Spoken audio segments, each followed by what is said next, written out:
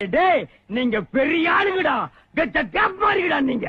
இதுக்கு தான் நான் அன்னைக்கே சொன்னேன், எல்லா கட்சிக்காரங்க மாதிரி ஆட்சியில் இருக்கும் போது நீங்க லஞ்சம் வாங்கி பணம் சேர்த்து வச்சிருந்தீங்கன்னா இன்னைக்கு இந்த நாய்கள்லாம் வந்து கோவிட்டு முன்னால கைகட்டி நிக்குமல்ல. நீ என்னமோ ஊரை திருத்துற, உலகத்தை திருத்துறேன்னு உண்மை பேசுன. இவனுக்கு நல்ல வழியா தெரியாதுப்பா, தொல்லை கொடுத்துக்கிட்டே இருப்பானுங்க. அவன் செத்ததுக்கு அப்புறம் சென வைக்க அலைவானுங்க. இவனுங்களுக்கெல்லாம் இவனுக்கு ரூட்லயே போய் திருப்பி அடிக்கிறானுங்க பாரு.